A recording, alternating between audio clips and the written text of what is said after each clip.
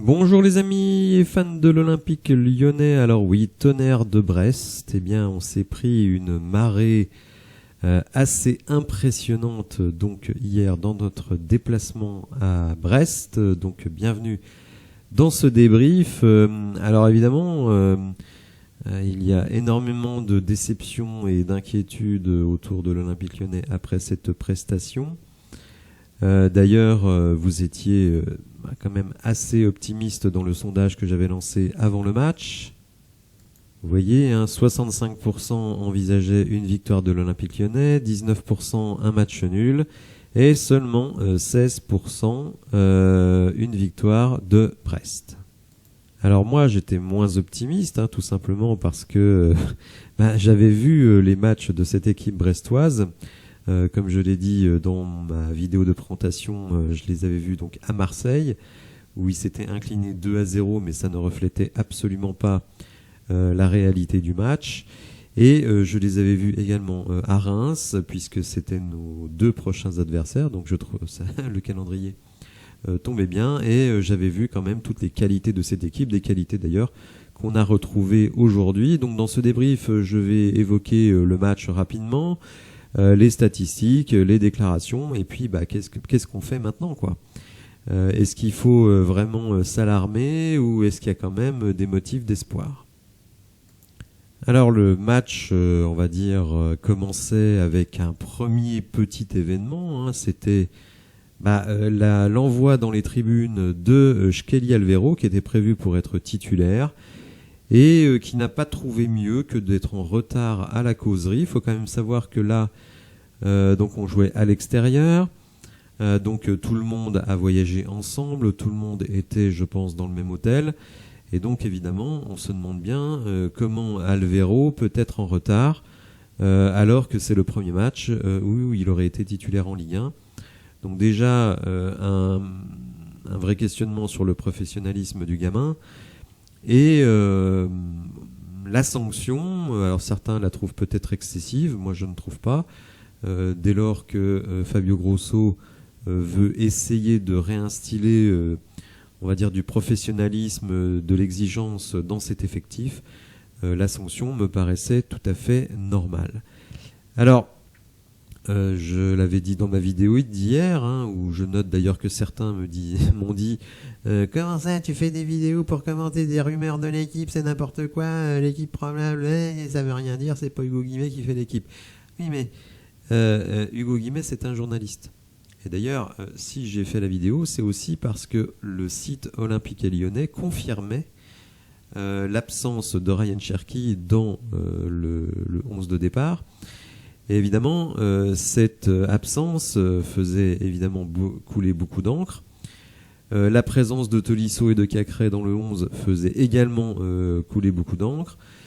Diomandé aligné avec Caleta-Car en défense centrale, ça pouvait également interroger. Et donc Morera qui se retrouvait dans le 4-3-3 en ailier gauche, là où on aurait dû retrouver Ryan Cherki. Donc il y avait quand même une composition, on va dire, innovante, mais comme je l'ai dit dans mes vidéos, une composition risquée, parce que quand vous écartez certains joueurs, je pense notamment donc à Caleta-Car et à Ryan Cherki, et que vous promouvez encore Cacré, Tolisso dans le 11, si vous vous inclinez, évidemment, les critiques vont pleuvoir. Alors j'ai pris des notes pendant le match pour essayer de vous faire un déroulé du match, mais finalement ce déroulé du match il est extrêmement simple. Voilà, vous l'avez ici dans l'attaque momentum, c'est-à-dire domination de la 5e minute à la 90e minute, domination sans partage de Brest. Comme je l'avais dit dans ma vidéo de présentation, pressing haut, donc j'avais dit on n'aura pas la balle, on va se prendre des vagues, on va se prendre des tirs, mais Brest laisse quand même des espaces dans son dos, ce qui est normal, on ne peut pas être partout, et il va falloir savoir bien les utiliser, et force est de constater qu'on n'a pas du tout su les utiliser, puisque dès qu'on récupérait la balle, c'était balle perdue derrière. On a des joueurs, que ce soit les défenseurs, que ce soit le milieu de terrain, que ce soit les attaquants, qui sont incapables de faire une passe ou deux passes correctes, Bon, bah, à ce niveau-là, la Ligue 1, ça ne va pas pardonner du tout. Donc ce 11, il était là, on va dire, pour être très défensif, hein, on va pas se mentir. Vous aviez donc la ligne de 4 et les 3 défenseurs et les 3 milieux de terrain qui sont quand même à la base plutôt des défensifs. Même si j'ai trouvé que pour moi Tolisso jouait beaucoup trop haut. Il était très souvent au niveau de la surface de réparation adverse. Non, c'est pas possible. Donc on voulait faire ce 4-3-3 pour éviter de prendre des vagues. Eh bien, les vagues, on les a tout de même prises. Et il faut bien dire que si Brest avait été un tout petit peu plus adroit et si Anthony Lopez n'avait pas fait à nouveau un grand match, le 1-0 se serait aisément transformé en 3-4-0. Parce que tout simplement, on n'a pas existé du début jusqu'à la fin. Il y a des matchs où on a eu des réactions. Là, zéro réaction, y compris avec les entrants. Évidemment, cette domination se retrouve dans les stats, 57% de possession pour Brest, mais surtout 27 tirs, 11 cadrés, et nous, 6 tirs, dont 3 cadrés, mais il faut le dire, la quasi-totalité de ces tirs en dehors de la surface. Et quand vous tirez tout le temps en dehors de la surface, eh bien, c'est un aveu d'impuissance. C'est-à-dire que vous n'arrivez à absolument rien créer, que vous mettez une patate de loin en espérant un tir détourné ou une erreur du gardien, et que évidemment cela ne s'est pas produit. On le voit dans les XG, 2,44 pour Brest, nous 0,40. Mais en fait, c'est des faux 0,40. C'est-à-dire que vous avez des tirs à 25 mètres, ça va être 0,8 d'XG, un truc comme ça. Et donc vous multipliez par les tirs, mais vous marquerez jamais avec les tirs qu'on a fait hier, c'est pas possible. Et 2,44, oui, voilà, ils auraient pu mettre entre 2 et 3 buts. Très sincèrement, peut-être même davantage. Quand vous combinez ce problème offensif au duel, regardez un petit peu les duels. 79 gagnés contre 47, c'est presque 2 fois plus. Les duels aériens, 27 contre 10. Très longtemps, j'ai expliqué que notre équipe manquait de présence athlétique. Et finalement, ça a encore été le cas hier. Mine de rien, quand vous mettez Mata en défense centrale, ce qui n'est pas forcément une mauvaise chose, ça vous force à mettre Koumbedi du côté droit. Quand je vois Kaleta-Tchar sur le banc, il a beaucoup de défauts, Kaleta-Tchar, mais sur un match finalement où on subit, sa taille et sa présence physique auraient sans doute été, et on aurait pu mettre Mata dans l'aile droite. Donc là, à mon sens, erreur de Grosso. Qui de toute façon apprend à connaître son effectif, mais Koumbedi, il est absolument catastrophique, il ne gagne pas un duel, il fait des fautes tout le temps. Hier encore, il aurait pu prendre un carton, puisque de toute façon, il ne sait pas défendre sans accrocher le gars par la taille, tirer par le maillot. Enfin bon, ce joueur, il ne doit plus jouer en Ligue 1, c'est pas possible. Il faut le. De toute façon, je vais vous dire, les amis, si on ne fait pas un grand ménage au mois de janvier, mais quand je dis un grand ménage, c'est un très très très très grand ménage. Déjà dégager la quasi-totalité du milieu de terrain, aller chercher un DC, un latéral droit, améliorer nos positions dans les ailes, parce que Morera et Nuama, on voit qu'on ne peut pas compter sur eux sur le long terme. Et bien sûr, le milieu de terrain, c'est pas possible. Je rappelle que quand je faisais mes petites vidéos pour le mercato d'été, j'avais souvent dit qu'il faudrait prendre Steve Mounier pour remplacer Lacazette. Vous avez vu les dégâts que peut faire un Steve Mounier quand en face, vous avez finalement en défense centrale un seul mec au-dessus d'1m85 et que les milieux de terrain n'apportent pas plus de présence physique puisque Akouakou est sorti. Donc voilà, je veux dire, à un moment donné, il y a des réalités et si on ne respecte pas la dimension athlétique, eh bien, on se retrouve avec une stat comme celle-là, 79 duels contre 47 et 27 duels aériens contre 10. Et finalement, ça ne surprendra personne qu'on prenne un but de la tête, tout simplement. À un moment donné, on peut essayer de faire toutes les théories que l'on veut. Il y a des réalités physiques, il y a des réalités athlétiques. Et notre équipe, on a une équipe de joueurs de petite taille, qui en plus je trouve, ne court pas, mais ça, c'est pas nouveau. Depuis le début de l'été, notre équipe ne court pas. Je ne comprends pas ce qui se passe, puisque finalement, sur la deuxième partie de saison dernière, eh bien, on était plutôt une équipe qui courait énormément. Et là, avec les mecs qu'on a, personne ne court, ou alors court dans le vide. Alors, vous le savez, je ne fais jamais d'évaluation individuelle. Pour moi, le foot, c'est un sport collectif, et ce match d'hier me le montre encore plus, parce qu'on pourra dire ah bah oui, mais s'il y avait eu Ryan Cherki titulaire, ah bah oui, mais s'il y avait eu Lovren titulaire, ah bah oui, mais si Elarouche avait été arrivé en rotation, enfin tout ce qu'on veut. Mais non, mais vous mettez ces mecs-là, ça n'aurait rien changé du tout, parce qu'en fait on n'a pas d'équipe, on a une addition de joueurs sur le terrain qui ont l'impression de se découvrir vraiment, alors qu'il y en a plein qui jouent ensemble depuis très longtemps. Voilà, Tagliafico, Diomande, Koumbedi, Cacré, Tolisso, Lacazette, ils devraient se connaître par cœur. Et en fait, ils ne se trouvent pas du tout sur le terrain. Mais on a une collection d'individualités. En plus, nos recrutements, ça a été des mecs de 19 ans, Nuama, Morera, des mecs qui jouaient jamais, comme Akoku. Donc je veux dire, ce qui se passe, mais c'est normal, c'est logique. Et je crois qu'il ne faut pas attendre autre chose. Attention, face à une équipe comme Brest, parce que c'est là où je vais ne pas être aussi catastrophiste que tout le monde. Je crois que l'on a sous-estimé Brest. Comme je dis, moi j'ai vu cette équipe et je vous le dis aujourd'hui. Cette équipe finira dans le top 3 de la Ligue 1. En fait, Brest, c'est un peu le Lens de la saison dernière.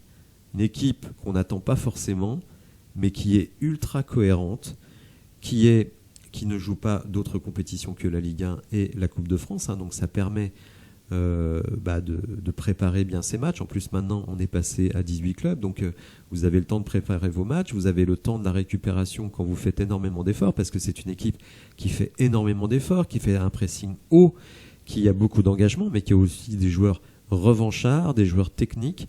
Et donc, moi, je suis convaincu que cette équipe de Brest finira dans le top 3. Sur le long terme, je pense que le PSG, c'est supérieur. Peut-être une autre équipe viendra s'intercaler. Mais moi, Brest dans le top 3, je le signe aujourd'hui sans aucun problème. Donc, évidemment, notre équipe malade, physiquement à la ramasse, mentalement déglinguée. Lacazette, Tolisso, Cacré, on voit bien que c'est même Tagliafico. On voit bien que ces mecs-là, ils se disent mais qu'est-ce que je fais là, mais dans quelle galère je suis. Et il va falloir que eux se remettent la tête à l'endroit, parce que ce n'est pas possible. Ces gars-là sont censés être nos leaders. Certains sont champions du monde, ils ont joué dans des grands clubs. Et donc on doit attendre d'eux beaucoup, beaucoup plus dans le sérieux, dans l'engagement et dans le leadership. Parce que là, pour le coup, de leadership, il n'y en a pas du tout. Alors, les déclarations d'après-match, Alexandre Lacazette au micro de Canal+, nous dit « On joue avec la peur ». Alors hier, je peux comprendre, parce que moi, comme je vous le dis, je pense que Brest, c'est vraiment une des meilleures équipes de Ligue 1. Je dirais même, et c'est pas parce qu'ils sont leaders, vous pouvez aller voir la vidéo de présentation du match, je l'ai dit. Pour moi, à l'heure actuelle, Brest, c'est vraiment la meilleure équipe de Ligue 1, la plus cohérente. Et je le répète, leur défaite à Marseille, c'est un leurre. Ils doivent gagner ce match les doigts dans le nez. Même s'ils sont un peu moins bons en deuxième mi-temps. En première mi-temps, ils doivent mener 3-0. Mais je n'exagère pas. Donc, pour moi, jouer Brest aujourd'hui, c'est presque jouer Manchester City. On n'est pas dans la même cour. Et on l'a vu hier. On est dominé dans absolument tous les domaines. On est dominé tactiquement, on est dominé dans le pressing, on est dominé physiquement, on est dominé athlétiquement, techniquement, bref, toutes les données sont contre nous quand on joue Brest aujourd'hui, c'est un fait, mais comme je le dis, c'est un peu comme Lens la saison passée, à part que Lens avait deux joueurs un peu emblématiques, Seko Fofana et Openda, et que Brest, eh bien, c'est un collectif. Voilà, c'est un collectif, chose que nous, pour le moment, nous n'avons pas. Et donc, quand vous allez jouer Brest aujourd'hui, vous avez les jetons, parce que vous allez vous faire marcher dessus. Donc Lacazette, on a joué avec la peur. Étant donné la situation, c'est compliqué. Il faut faire attention à ce que je dis, car je n'ai pas envie de déraper. Mais ça se répète, on dit pareil chaque week-end, on parle dans le vestiaire et on fait les mêmes choses sur le terrain. Donc on sent que Lacazette, il le dit lui-même. J'ai peur de déraper, il faut faire attention à ce que je dis. Mais je pense que Lacazette, il n'en peut plus, il est dégoûté. Et je pense qu'à un moment donné, il faudra se poser la question de la direction de ce club. Il faut se poser la question de la direction de ce club qui a monté une équipe en carton, qui a fait venir des joueurs, mais qui sont des troisièmes, des quatrièmes, des cinquièmes couteaux, qui ont démoralisé des entraîneurs. Je pense que Grosso, évidemment, il ne va pas le dire devant le micro, mais il doit se dire, mais voilà, il faut déjà que je cherche un club pour juin 2024, puisque on m'a demandé d'être européen avec cette équipe, ça n'est tout simplement pas possible. On part de trop loin. Et même si on fait un mercato exceptionnel cet hiver, on arrivera peut-être à sauver les meubles, c'est-à-dire entre la 5 et 10e place. Mais il ne faut pas espérer mieux, ça n'est pas possible. Et donc je pense que les décisions de la direction qui tiennent des doubles discours, Lukeba, Barcola ne partiront pas, finalement ils s'en vont. On va réussir à passer la DNCG, on ne la passe pas. On va faire un grand mercato, donner à Laurent Blanc, à l'époque, les ressources dont il a besoin. Finalement, on ramène des joueurs de 2e, de 3e, de 4e zone. Parce qu'à un moment donné, on dit « Ah bah quand même, Laurent Blanc, il a eu son numéro 6 qu'il la ferme. Il a des jeunes dans les ailes qui sont super rapides, etc. Mais bon, c'est des gamins de 19 ans. On voit qu'à Koukou, c'est quand même... On comprend pourquoi il jouait pas plus aux bêtises, hein, je veux pas m'acharner sur lui, mais bon, voilà, c'est un bon joueur, un joueur de devoir, on va dire, mais bon, on voit bien que c'est limité. Et donc finalement, comme je le dis toujours, le niveau des joueurs compte. C'est pas parce que vous demandez un numéro 6 qu'on vous donne un numéro 6, mais si ce numéro 6 il est pas bon, je vois pas en quoi ça fait progresser votre équipe. Quand on remplace Barcola par Morera ou Nuama, on sait ce qu'on perd, on voit pas ce qu'on gagne. Alors certains supporters sont contents, on l'a bien vendu 50 millions. Bah oui, mais t'as vu l'équipe que t'as vendu Lukeba. Donc moi j'étais pas fan, mais bon, Lukeba, je pense quand même qu'on peut tous se retrouver pour dire que c'est supérieur à Kaletachar et supérieur à Diomandé. Bon on te dit on va garder Lukeba et transférer Diomandé. Finalement, on garde Diomandé et on transfère Lukeba. Et on ne le remplace pas par un joueur d'égale valeur. Donc, il ne faut pas s'étonner. Il ne faut pas s'étonner. Regardez le milieu de terrain. Comme je dis toujours, on a 7 milieux de terrain. Il n'y en a pas un qui est bon. Il n'y en a pas un qui est bon. On voit Maitland Niles. Parce qu'on dit, oui, mais Tolisso, Lacazette, Cacré, ils ne sont pas bons. Oui, mais on a fait rentrer Maitland Niles. Vous avez vu Maitland Niles? Mais à quoi il sert, ce gars? Moi, j'en sais rien. Alors sinon, vous avez quoi? Vous avez donc Alvero qui, lui, trouve le moyen quand même de ne même pas être disponible pour le match alors qu'il a fait le déplacement là-bas, etc.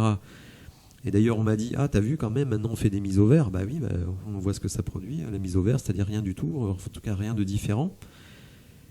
Et donc, vous avez quoi? Vous avez le Penant. Sur le banc. Vous avez le Penant.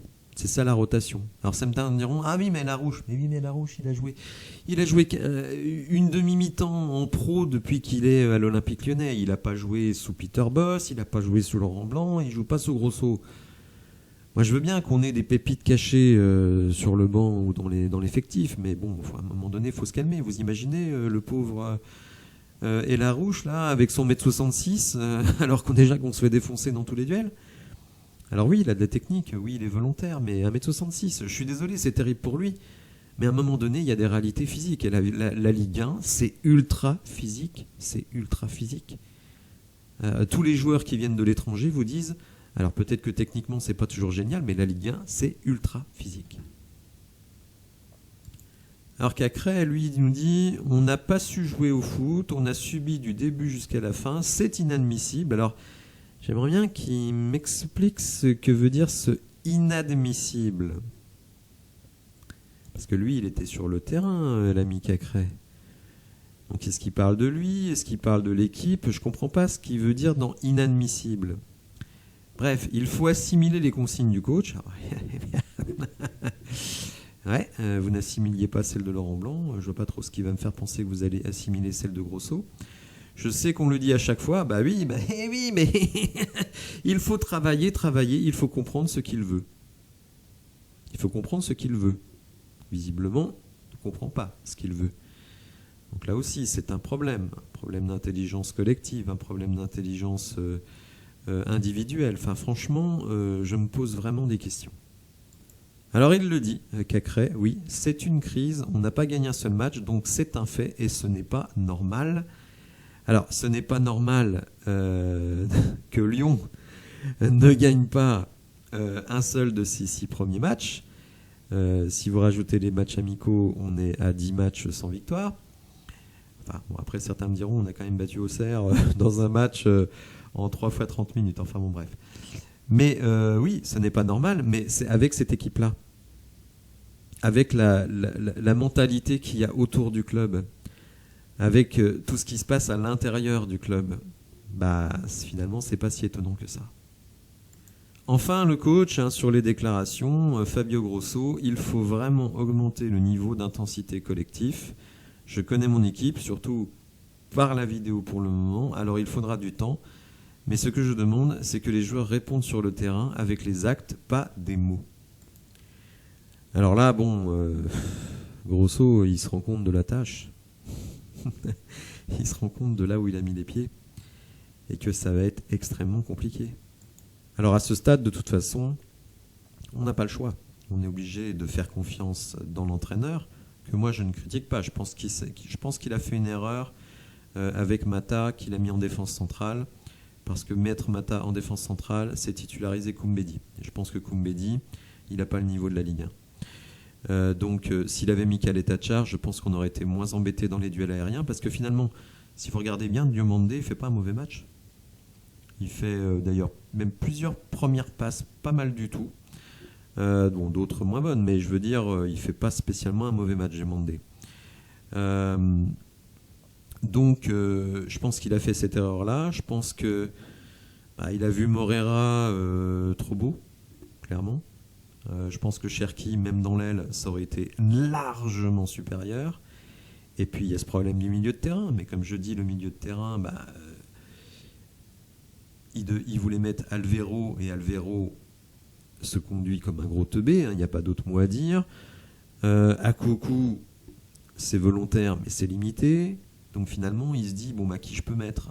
Cacré, Tolisso, le sempiternel duo qui ne fait rien sur le terrain, l'un complètement cramé physiquement et l'autre qui a des nordicas au pied, comme dirait Vincent Moscato.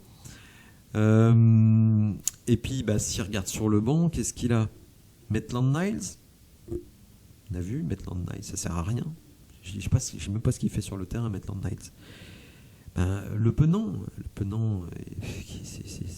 c'est plus rien. Le Penant, il a totalement perdu le peu qu'il avait. Et déjà, selon moi, il n'avait pas beaucoup. Donc oui, on pourra dire il y a la solution Elarouche, mais je ne pense pas qu'Elarouche révolutionne le jeu de l'équipe. Après, je pense que vu les performances des autres, il faut impérativement l'essayer. Au moins l'essayer. Je pense qu'il faut mettre 2 joueurs costauds devant la défense. Donc on peut imaginer Akoukou et Shkeli Alvero, et devant un mec plus technique. Alors est-ce que c'est Elarouche ? Est-ce que c'est Cacré ? Mais Cacré, il me fait peur. Il me fait peur. En fait, on retrouve le Cacré du début de saison de l'année dernière. Tolisso, est-ce qu'il peut jouer numéro 8 ? Je ne pense pas. Il n'a pas du tout la caisse, il n'a pas du tout le physique. Donc en fait, là, on revient aussi à un problème de construction d'équipe. L'équipe, elle est hyper mal foutue. Là, en fait, la première décision qu'aurait dû prendre John Textor quand il vire Jean-Michel Aulas et qu'il enlève Chéroux de son poste, c'était de prendre un directeur sportif, parce que là, il n'y en a pas. Ça part dans tous les sens. Le recrutement, il n'a aucun sens. Je le rappelle, on a 7, voire 8 milieux de terrain. Il n'y en a pas un qui est bon. Il n'y en a pas un qui est bon. Les rotations de défense centrale, elles sont très compliquées. On va me dire, oui, mais peut-être qu'O'Brien serait une bonne surprise. Mais vous mettez O'Brien dans le match, qu'est-ce que ça change ? C'est un problème collectif. Et les mecs ne sont pas complémentaires. Et certains, en plus, ne sont pas bons. Donc, ça va être dur. Alors, je le redis, si on y réfléchit bien, pour le moment, on a joué Nice, Brest et le Paris Saint-Germain, donc 3 équipes du top 5. C'est un fait, hein, je ne l'invente pas. Donc voilà, la situation elle est assez normale, hein, vu notre niveau actuel. Si sur vos 6 premiers matchs vous jouez Brest-Nice, qui n'était pas forcément prévu pour être à cette position-là, mais je rappelle quand même que Nice a quand même gagné au PSG. Donc finalement on a gagné 3 équipes du top 5, donc c'est un peu logique. Si on est honnête, parce qu'à un moment donné il faut quand même être honnête, Strasbourg et Le Havre, Strasbourg on perd, mais je pense quand même que on a plutôt dominé le match, hein, c'était plutôt un manque d'efficacité. Et Le Havre, ça n'aurait pas été scandaleux non plus qu'on remporte ce match. Donc moi, je pense aujourd'hui, hein, parce que en fait, il y a tel qu'on imaginé l'équipe en début de saison, en pensant que certains joueurs qui avaient été des cadres la saison passée continueraient à produire sur le terrain, chose qui n'est pas forcément le cas. Moi, je ne nous vois pas relégables, mais toujours entre 5 et 10. 5, vraiment, c'est la vision hyper optimiste, pardon. Et 10, voilà, ça me paraît être la vision réaliste de la situation. Donc voilà, vous voyez, je ne suis pas complètement défaitiste. Parce que je pense quand même qu'il y a un peu de talent dans cette équipe. Il faut remettre les têtes à l'endroit. Il faut aussi progresser sur le plan athlétique. Il y a le mercato d'hiver, hein, que je vais suivre avec énormément d'intérêt, parce que ce qui a été foiré au mercato d'été, il va falloir le réussir au mercato d'hiver, y compris dans le sens des arrivées et notamment, dans le sens des départs et des arrivées, parce que pour moi, il faut refaire de A à Z notre milieu de terrain. Il est nul à chier. Vous n'obtiendrez jamais rien avec ce milieu de terrain, et on en a la confirmation de match en match. Donc ça doit être la priorité absolue. Voilà, n'hésitez pas à me dire dans les commentaires ce que vous avez pensé de ce match, comment vous voyez l'avenir de notre équipe. Je sais qu'à l'heure actuelle, tout le monde est un peu la tête dans le seau. Si vous avez apprécié la vidéo, n'hésitez pas à liker, à vous abonner à la chaîne, et je vous dis à bientôt pour de nouvelles infos. Merci, au revoir.